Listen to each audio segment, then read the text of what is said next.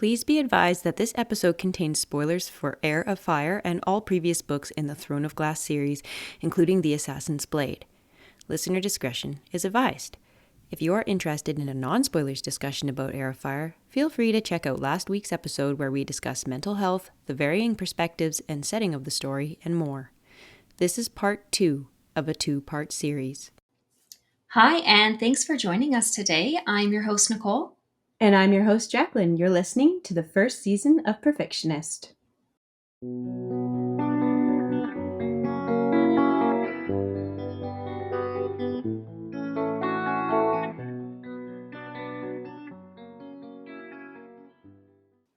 So welcome back. Last episode, we had started with part 1, heavy spoilers of Heir of Fire, and today we are doing part 2. So if you haven't listened to part 1, we highly recommend that you go back and have a listen to part 1 to get filled in before you proceed with listening to part 2. We are going to be doing the same formula we did last episode, which is rather than going through the book in the order that the book is in, we're going to go through the perspectives, each perspective through the book, and then we'll go back to the beginning to a different perspective. So first we're going to do Celaena's perspective, and then Aedion, Chaol, and Murtagh and back in Rifthold, and then we're going to go ahead and jump on over to Menon Blackbeak's perspective. But we're going to start with Celaena. So back at Mistward, everyone's getting really excited to celebrate something called Beltane. So Celaena has been tasked with maintaining the bonfires throughout the festivities with her magic. So in the part 1 of the book, she actually made giant strides towards controlling her fire magic. And so Rowan wants her to practice gaining even more control. And I think, actually, it seems to me she's a little nervous about this, and she doesn't get to kind of celebrate the festivities at Beltane because she's focusing so much on controlling her magic, so her fire doesn't hurt anybody. Yeah, no, I kind of feel bad for her because I think that, we know she likes a good party. And so to be at the party, but like working the whole time. And near the end, she's like getting really hungry and she's like, can I have a break? I need some food. Yeah. And it's like, no, keep going.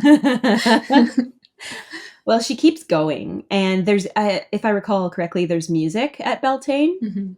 And music has always, we've mentioned this in previous episodes, music really speaks to Celaena. It really ignites something within her. And so she ends up kind of like getting into this almost trance-like state. And she ends up experiencing something called burnout with the magic. And it's sort of like when you've dug deep into yourself and you're giving it everything you have, then you can experience this thing called burnout. And it's very, very dangerous for them. Yeah. Yeah. And in this case, it ends up being like life-threateningly dangerous for Celaena. And Rowan recognizes what's happening to her because she's never experienced this before. She's still learning about like how to use magic in general.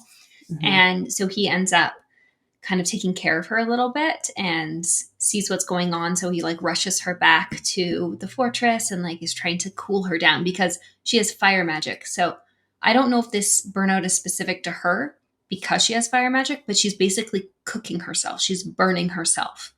From the inside out. Exactly. You make a really good point there about whether the burnout is experienced differently by other Fae or magic users. We don't know that yet.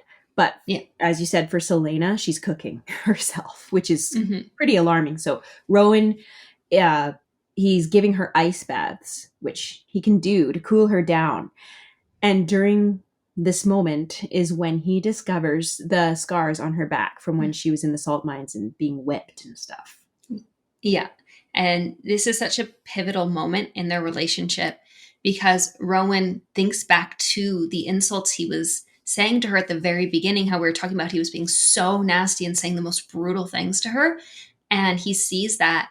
And at one point, we didn't mention it earlier because we didn't want to like wreck the impact of this moment. But at one point, he actually tells her he's going to whip her because she wasn't doing what he wanted her to be doing. And he like feels how absolutely horrific that was now that he sees the scars on her. And he's like, I cannot believe I treated her that way. And it's like this huge shift. It was very satisfying, I found, for him to see that she is not this pampered, spoiled brat that he thought that she was. She has been through stuff, and she has physical evidence on her that her life, she's seen some horrific things. Yeah. And I think she like explains a little bit about how she got it. And over the next little bit, they kind of get closer and closer as he, in his fey male state, has said, like, you're going to move into my rooms now. So previously she was sleeping in like this very, very tiny, like one little bedroom room that was not like very nice. It was cold and very low accommodations, where he has like a decent room with like a nice comfy bed and like a fireplace and like it's a pretty nice setup. And so he's like, you're moving in with me. I'm taking care of you. And it's not like a romantic situation. It's very much a I'm taking care of you. And that seems to be ingrained in him as a fae to like care for the women in his life. So the fae in this world, the males specifically, they are very possessive and they have really strong protective instincts. As it even mentions in the book, like it's this territorial possessive need to protect, like that it's a male's duty and his honor to protect. So that it rears its head there, and he's like not giving her any leeway. Like, you're moving into my rooms. I'll be protecting you. So yeah, that was a huge pivotal moment for their relationship because he was treating her like garbage, pretty much. Although it was better, I think, after the Skinwalker experience. It wasn't quite as bad as before, but this really turned the tides because he had definitely made this assumption she was kind of like a pampered, spoiled, whatever. I think at this point you could say they have a friendship developing. Like, they're not best of buds, but they have like a level of respect for each other and a solid relationship, friendship building. Yes. Yeah. And Selena is like really focused on her training and she wants to like show herself getting better. So she actually starts like sneaking out really early in the morning and practicing. There's like this safe zone just outside the fortress, like surrounded by these specific rocks or stones that kind of house magic so that she can practice there safely. So she keeps kind of sneaking out and has been practicing, and she's learning some really cool magic where she's like using her fire to create like shields and swords. So she's like turning her magic weapon into like more of a like physical weapon. And I think that visual is so cool. It is very cool visual. I would love to see it in like on screen. I think it would be really cool. There's a lot of potential there. So she's doing that, and it's nice to see her have a desire to do something again. Because she was in a pretty sad state of affairs before. So meanwhile, there's still that monster going around killing those demi-fae and draining their blood. So Selena and Rowan have been investigating the circumstances that have been reported, and they end up coming across a host of Adarlan soldiers. And among the soldiers were 3 creatures. And it turns out these creatures were the monsters that they've been looking for. Yeah, so the monsters, I don't know if we mentioned the monsters that were killing the demi-fae, they kind of like drain the body. So they turn them into like husks. And so that was kind of like, they knew it wasn't the skinwalkers because of the state of the bodies that they were found. Because originally they're like, oh, are the skinwalkers doing this? And it's like, no. The way that the skinwalkers kind of destroy their enemies is very different than this creature. Yeah. And it turns out Rowan was a bit flummoxed about what could be doing it, which is saying something because he's so old and experienced. Yeah. So old. Sounds bad. Well, I mean, it does sound bad, but it's true. He's several like hundred years old. Yeah. And Selena's like a baby in comparison, right? So, I mean, if I was in Selena's shoes, I'd be like, how do you not know what's doing this? What, you've never seen this before? Are you kidding me? Yeah.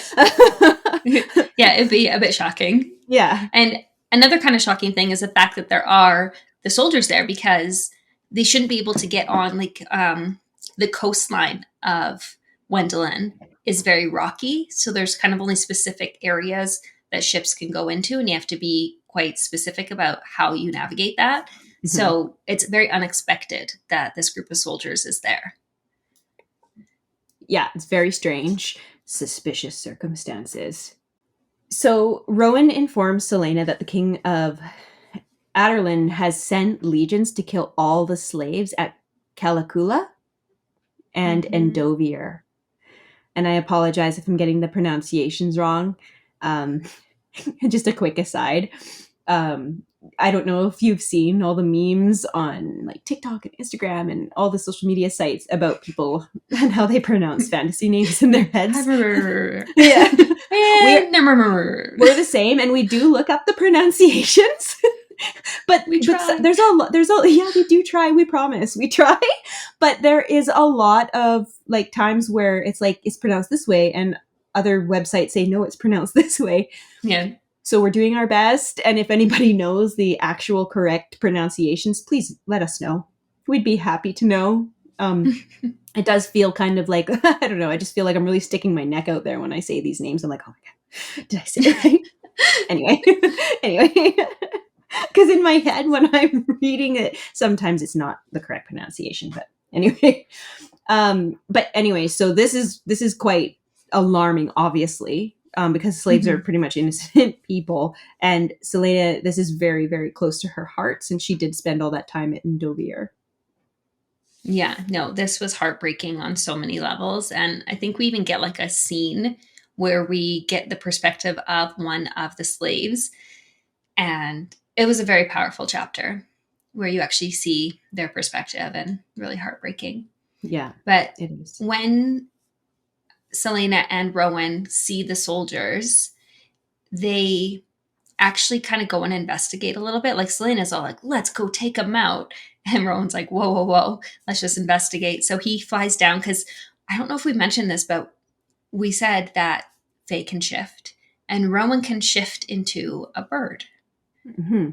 And so he shifts into his bird form and flies into a cave that the soldiers are kind of surrounded. And that's how he figures out that these are the creatures who are harming the demi-fae, because there's a demi-fae in there. Yes. Who is being tortured in that moment. And so like Celaena, like everything that's gone on with her, she's all fired up. Like this thing has just happened with the slaves. So like she's ready to just attack. And he's kind of like, no, we have to like gather our forces. Like this is more than we can take on ourselves. Mm-hmm.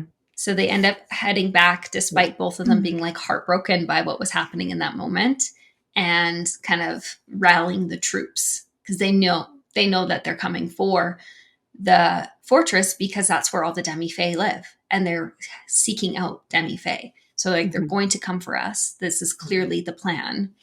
We need to get ready. Yeah. There isn't much time. No. Because the moment between discovery and the actual attack is not very large. Mm-hmm. And so the attack comes, and Celaena, she's so self-sacrificing. She has this powerful magic, and there's a ward around Mistward. So there's a certain amount of protection there, but she decides to go outside of that magical protection so she can protect the magical barrier, and she decides to use her magic to fight off these creatures. Yeah. So they did try and get like support from Wendelin, and Rowan also sent word to his cadre. Is that what they're called? Yeah, cadre. Yeah, his like group of friends that are all aligned with Maeve. Buddies. So they have like potential backup coming, but then they find out Wendelin's not going to send anybody to help them, so they're on their own.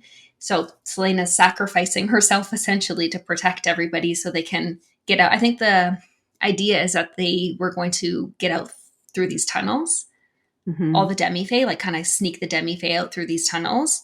But then they end up being betrayed by one of the demi-fae. And so there's being attacked from the inside and attacked from the outside. And Celaena's like doing everything she can outside the barrier, fighting off what we now know are Valg. Yes, the Valg. What a creepy race or whatever, species.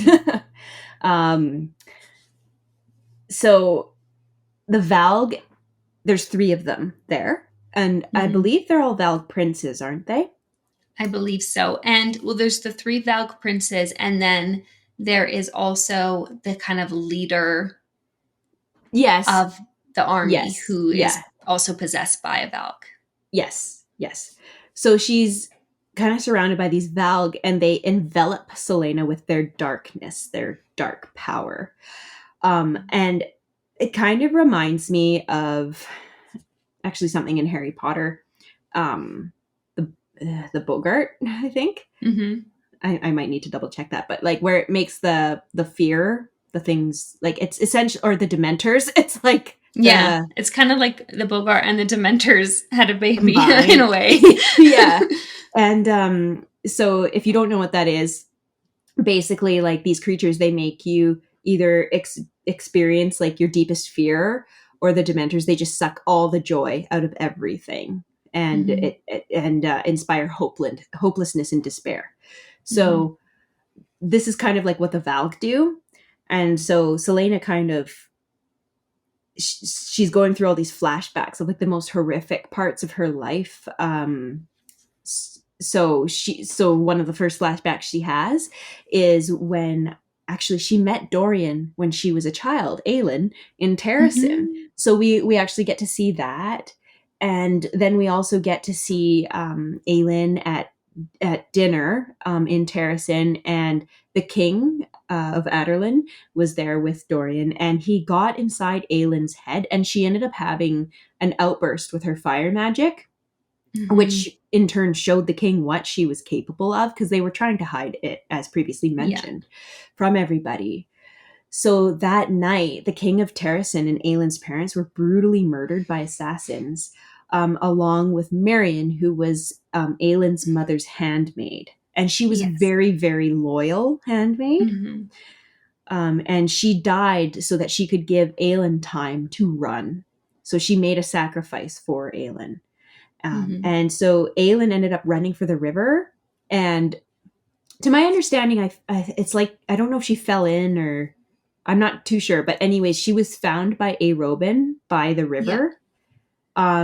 And she did have something around her neck, a necklace called the amulet of Orinth. And when she awoke, it was gone. So that's important. So keep note. And her mom had just given her the necklace. It was like a family heirloom. That night she'd just gotten in, so she like was devastated that it got lost in the river as she was like floating. Yeah, that would be devastating. But yes, that amulet, just keep that in mind about that amulet. And because I'll tell you right now. In fact, you don't have to keep it in your mind. We'll just give it away now. I think it happens later in the story, but we might as well just say it now. It does, yeah. So she realizes after a bunch of events and thinking that the amulet is actually the 3rd word key. So she knows Aerobin has it. She knows, like, she's like, when I woke up, he found me. He probably took the amulet, right? And he kind of rose in his assassin fame after finding her. Yeah. So it's like, why is this guy all of a sudden the king of assassins? He was very young. Yeah. So to be so successful at such a young age, there might have been something helping him along the way. Something else at play there. Tisk tisk. Yeah, so well in the darkness, Celaena kind of finds herself. So she is going through so much. Like, she's reliving some of the most horrific memories she's ever experienced. I think there might have been times where she's reliving memories from even with Nehemia and Nehemia's death. And I think there's like a point where like a bunch of people are sort of like people who are no longer with her, like her past loved ones, are surrounding her. And first it seems like a positive thing. And then they kind of are like, oh, just give up and come with us, like join us. But again, it's like the darkness trying to get under her skin. Mhm. And like the most powerful moment, I think, up until now in this series happens where she kind of enters the darkness as Selena Sardothian, but something happens within the darkness where she comes face to face with herself, but not herself as Selena. She comes face to face with herself as Aelin Ashriver Galathinius. And Yes. just something happens in her at that moment. Yeah. It's very transformative and powerful, this part of the story, and it's extremely important because she enters the darkness as Selena, but she emerges as Aelin. So she's finally accepted her true identity, and that is something that she has denied and squashed down since she was a child. Mm-hmm. So now she's going to own it, right? So meanwhile, Rowan is like, she's exhausted because this is, she's been going through this with the Valg, right? It's quite crazy, like when you think about it. Like, we're lucky she's still alive. But I remember in that part, it was like she had reached the bottom, like the very bottom. Yeah. There was no further down she could go in her despair. That was the bottom. And then she realized, and her magic, yeah. But she was like, that's it. There's like, because I think I do recall like a description of her falling and falling and falling, but she wasn't falling anymore. So she kind of like faced everything. So although the Valg intended for it to destroy her, it actually did the opposite. Yeah. It birthed something so much greater than what she was before, like in regards to her power. Yes, because she had definitely, like as you said in the previous episode, she had a mental block there. That was kind of removed by the Valg unintentionally. Yeah, and she also was like running out of her power as well, because like the well kind of is sort of like the well of herself, and her having to like come face to face with that. But also she has the well of her power. And as we discovered, if she reaches burnout, that's very significant.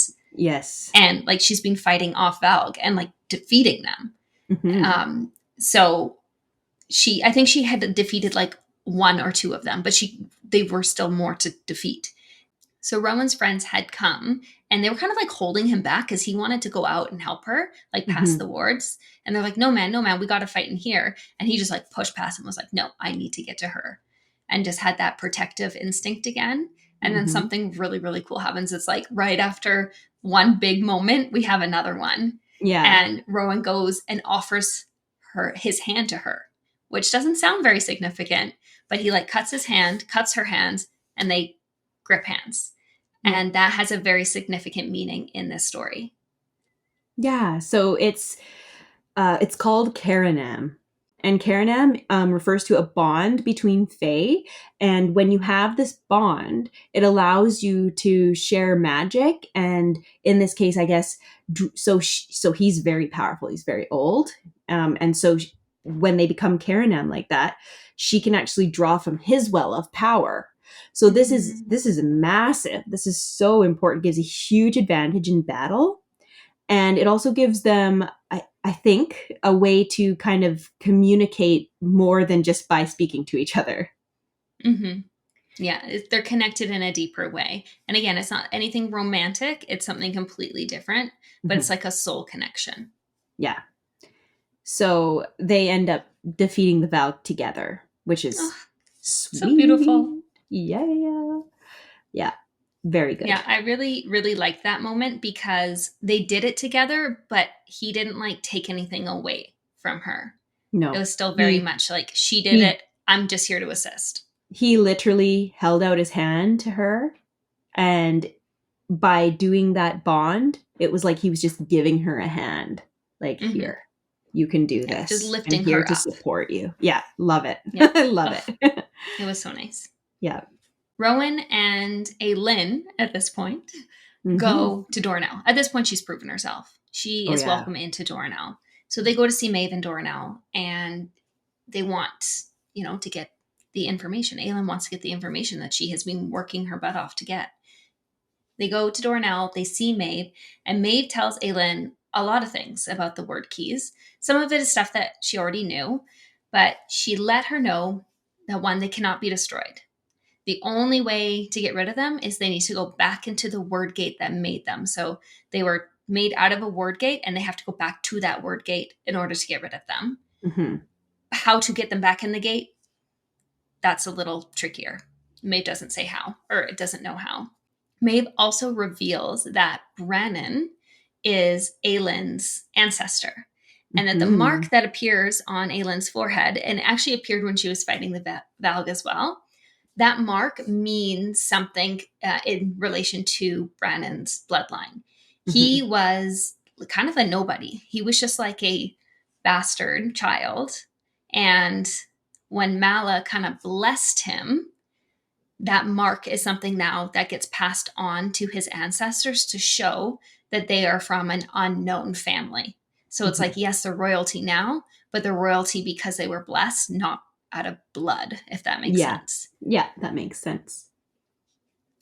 So this ends up leading Maeve to tell Aelin that the mark is called the Nameless Mark, and also referred to as the Mark of the Bastard. And it, as I mentioned, passes down from Brannon's heirs. And Maeve suspects Aelin knows where the third key is and asks her about it, but Aelin doesn't tell her. And Maeve has the cadre hold down and whip Rowan as a way to try and incentivize her to say something. And as we know, this is a very triggering move. This is very triggering. So Aelin's like, and she covers the whole city in wildfire and threatens to burn it all down. It's like, don't mess with Aelin Galathinius. Yeah, very powerful move.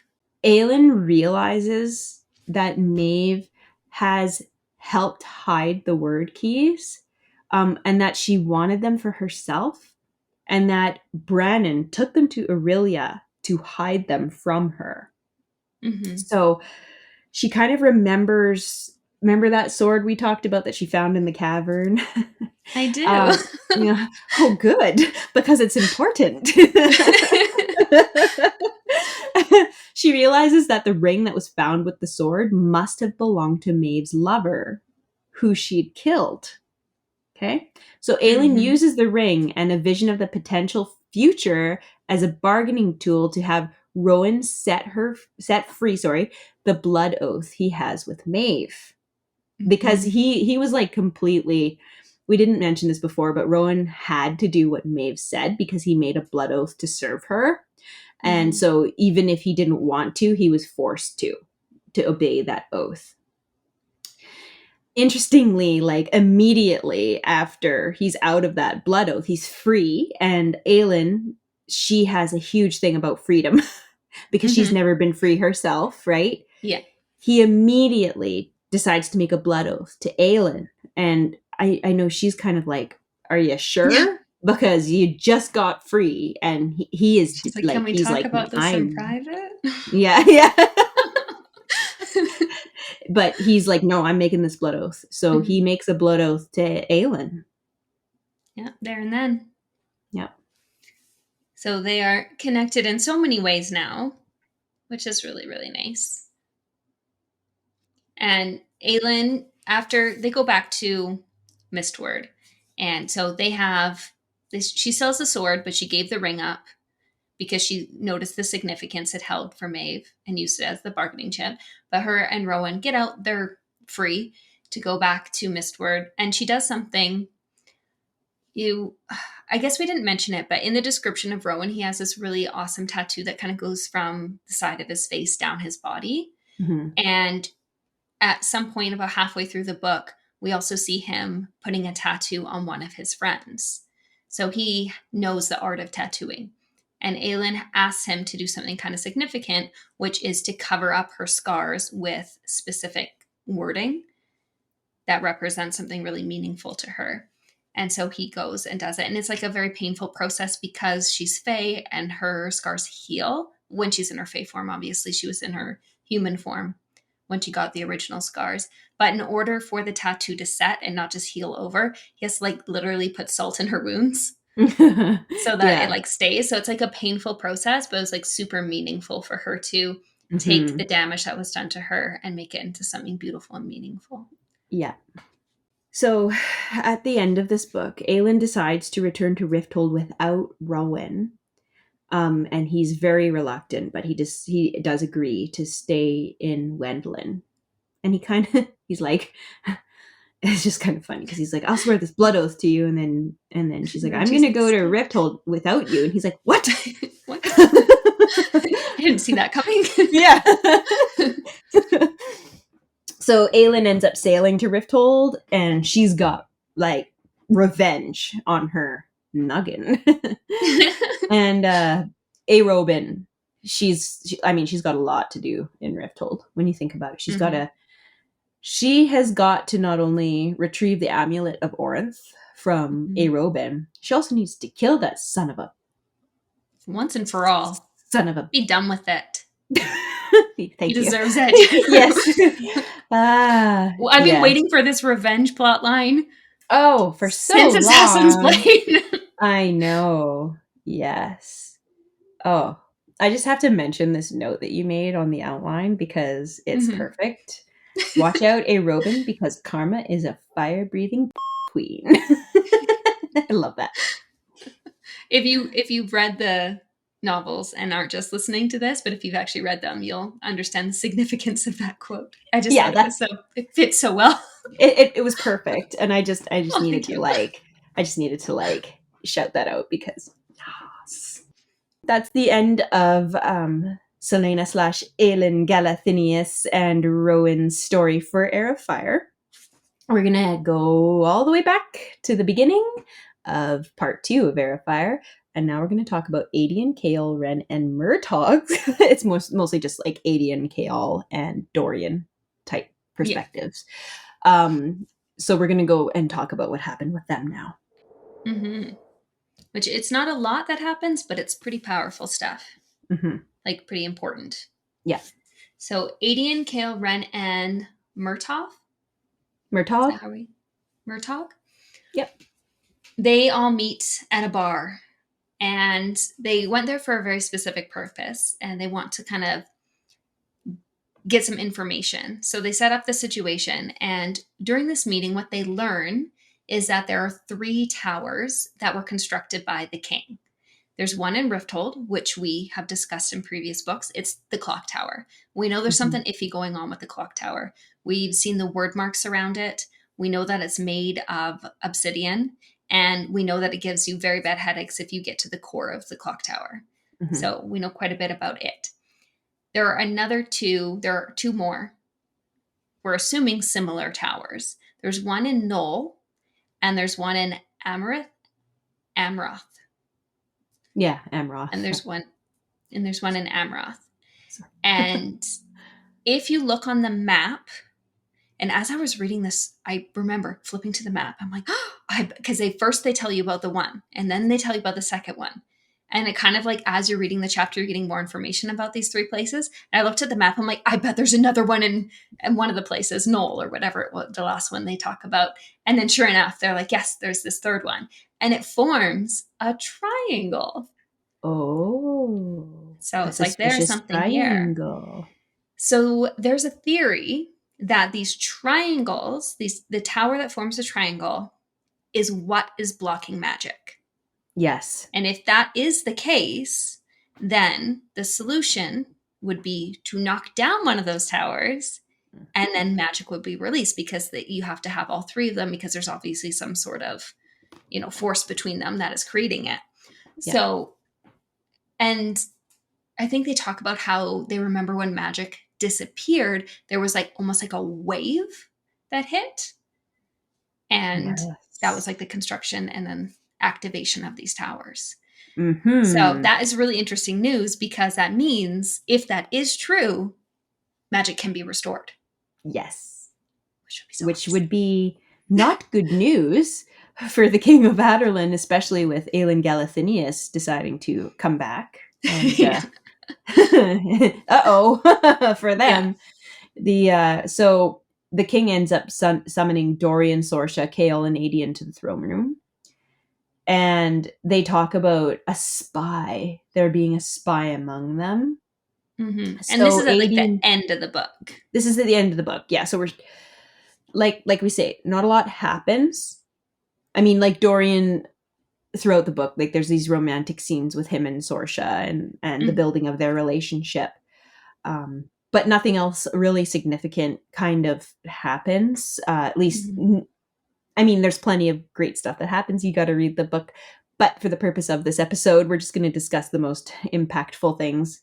So Adian decides to take the fall because he's he's actually wonderful, as it turns And out. I mean, he is a spy. He is He totally is. He's a spy, but he's like, he gave such an impression of such an a-hole when he first came on the scene, but he's actually awesome. Anyway, so they end up chaining him and taking him to the dungeon, but this is actually crazy what happens in this throne room. So, or throne room, thorn room. It's prickly in there. It's real prickly. Throne room. So the king beheads Sorsha. Who was the spy that he was talking about. Yes, it turns out she's been working for the rebels this entire time. Dorian, oh man, poor Dorian. But he ends up kind of, his powers come out. And so he uses his powers to hold off his father while Chaol gets away. And Chaol goes and he gets Fleetfoot. Thank you for remembering Fleetfoot. Thank you. And they leave through the secret tunnels. It is. Like I said this a few episodes ago when we were introduced to the dog and Fleetfoot came into the picture. I was like, if the dog dies, I'm done. I'm gonna throw this book across the room. So when and Sarah has not forgotten Fleetfoot. So that's nice because you could just be like, but no, Chaol remembers Fleetfoot and escapes with Fleetfoot through the secret tunnels. Yeah, and I think that's meaningful, not only because we want Fleetfoot to be okay, so for us personally it's meaningful, but also I think it shows how much he still cares about Aelin. Yes. Like it shows that he's still thinking about her because he knows that she would want Fleetfoot to be protected. Yeah. But yeah, a lot happened in that scene. Adian is now imprisoned. Dorian just saw the love of his life, or like could have been the love of his life, get beheaded. How traumatic is that? Oh my god, that would be awful. Chaol is on the run. And he revealed his magic to his father, Dorian did. Which he's been trying to keep hidden all this time. And his father wasn't surprised though. Like he was like, oh, so you have it. You have it. And I think in a way the whole thing was set up to try and bait Dorian. Yeah. Because he wanted Dorian to reveal his powers. Because if Dorian has powers, then the king can do something absolutely horrific. Which is put a wordstone collar on him and basically put a Valg prince inside of Dorian to control him. So we mentioned earlier the black rings a couple of times in a couple episodes. The black rings help to be controlled, but they don't make you possessed by a Valg. Or they do, but it's like a lower Valg. Yeah, it's not a Valg prince. The Valg princes are much more powerful, obviously. Yeah. So you're still possessed by a Valg, but it's like a lower level foot soldier Valg. And then if you have the collar, you're possessed by a Valg prince. Yeah. So this is bad news. I was actually horrified when Dorian became possessed by the Valg prince. This is the worst. Like, this is like... He may as well have died, basically. Like, it was horrible. Because, like, I guess we didn't talk about it too much in Aelin's storyline, but it kind of discusses how the Valg princes that she fought, that there was a person inside of there, and she could tell because, like, when she killed them, there was, like, a relief. Yeah. In it's their like just death. Before they died, she saw the person within, and they were like, oh, thank goodness. You know? Kind of like the creatures in the library, which are probably a similar sort of testing. Not necessarily Valg, but like something. I don't know. But it was like a very sad way to end the story. Yes. It definitely made you want to pick up the next one right away, Oh, which I well, think it is was, what we did. yes, it was, but it was also like, what a cluster F. Mm-hmm.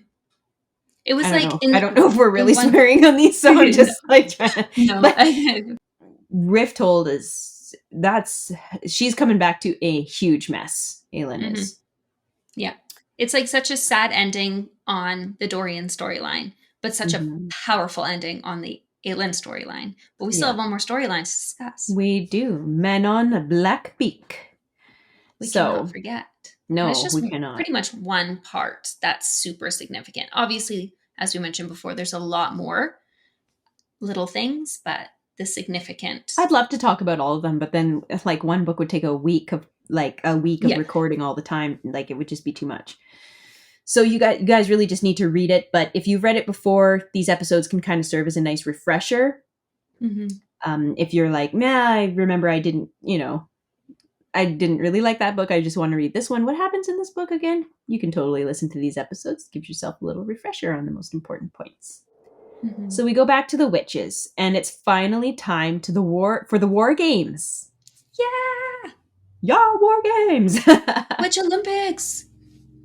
Yes. Yeah, and we get to see who is going to be the wing leader. So Mhm. that's why they're doing the war games. If you don't remember, is they need to pick a wing leader, and the wing Yes. leader is just going to be the person who like leads the troops, because the point of this is they're going into battle. Yes. They're preparing for battle, and this is going to be like the person who leads the troops into battle, because you have to have one person to command.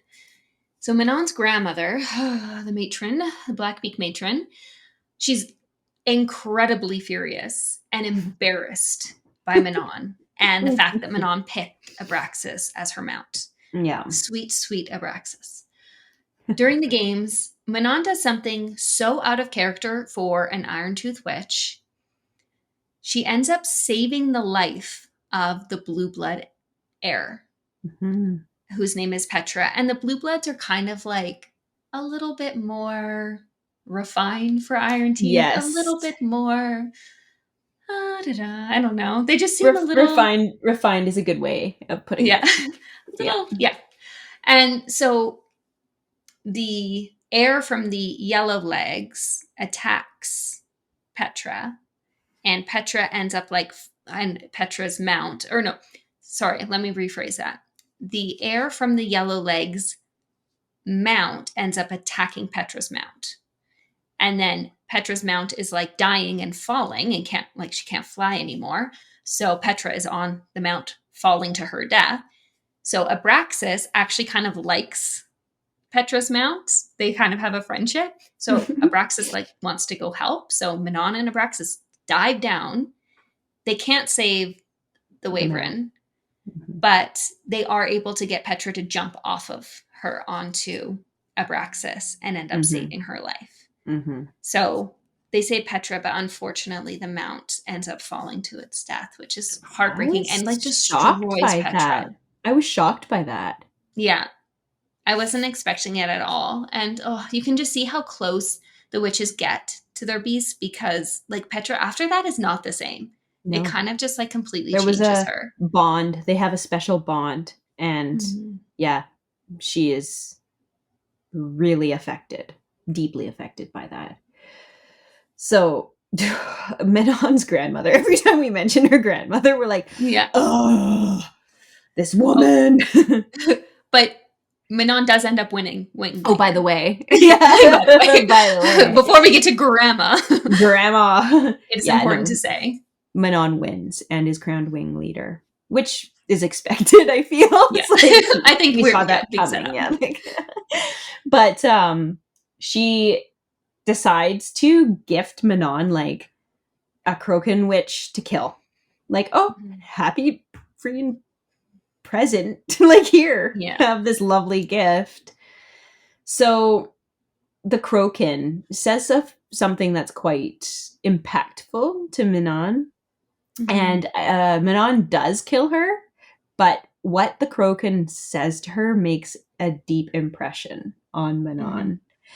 So The reason the grandmother gifted her the crokin too was because Manon's cloak was kind of getting all ratty, I guess you want to say, Yeah. tattered. And Yeah. her cloak was a crocken cloak. Sorry. Yes. Um, so yeah. So anyway, so she kills her, takes her cloak, right? Mhm. But what the witch says to her is that, like, we pity all of you, and we pity what you do to your children, and like you were made to be this way, right? Mhm. And so it's kind of interesting. Like, they made you into monsters. They made you into monsters, and we feel sorry for you. And this really sticks with Manon. Mhm. So she's left feeling really uneasy, and she can't stop thinking about that. Yeah, and by they she means like the Iron Teeth witches. So Mhm. the difference between the two types of witches are Iron Teeth are so all witches are a mixture of Valg and Fae. Like that is what their bloodlines are. Mhm. But the Iron Teeth are more Valg. They take after the demonic Valve, whereas the Kraken take after the Fae more so. So they're kind of like the good witches in a Yeah. way. And Yeah. their signature are these bright red cloaks.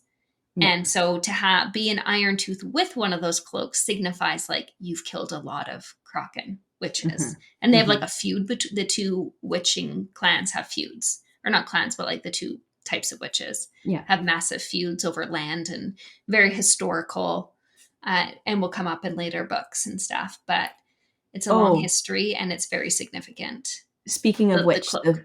yes, the cloak is very significant. But speaking of their lands, the whole reason that they've allowed themselves to be wrangled into this war is because they Mhm. are actually trying to get back to their sort of like homeland. Yes. So Which is being cursed. it's been cursed. So the whole point, the only reason that they are even deigning to be involved in this war is for Mhm. that reason there. Otherwise, the witches would probably be like, F you all. Yeah. Like, Yeah. right. They normally don't like belittle themselves to the point of interfering in human conflicts, Yeah, like, but yeah. they want their lands back, and this is a way that they see to getting their lands Hmm. back. Hmm. So Manon ended up taking the coat. She's feeling really uneasy about it, and this is kind of our first glimpse of Manon changing a little bit. Like we're starting to see her perspective. Like the Iron Teeth witches have this sort of mantra of like brutality and like we don't feel like there's three words that kind of represent their ethos. And we're starting to see that perhaps Manon doesn't fit those descriptions quite as much as she originally thought she did. And it's just Hmm. a slight crack in It's very her perspective. interesting because she is undoubtedly vicious, Mm-hmm. but there are certain things that are just not jiving with her perfectly as they could, or Mm-hmm. her She's not unfeeling. no. So it'll be interesting to watch this character development. Mm-hmm. No, I really like the witch line. It's Hmm. one of my favorite. Like, obviously, Aylin's storyline is my favorite, but I think that I prefer Manon's storyline over the Rift Told storyline. Probably because it's new and exciting. Probably. I actually was so bored by it at first, Oh, but that's so but then interesting. but then Abraxas started sniffing flowers, and I was Oh my like, god, he's so cute. I know. I was just thinking of this vicious wyvern just burying his nose in flowers, like, Mhm. seriously. And this I Manon's love. like, aw. I think in the next book there's a really really funny scene. If maybe we'll remember to talk about it, but Yeah. um, I just love the meme where it's like the book description of Abraxas and it shows like one of the dragons from Throne of or from Game of Thrones. It Game shows of Thrones. Drogon.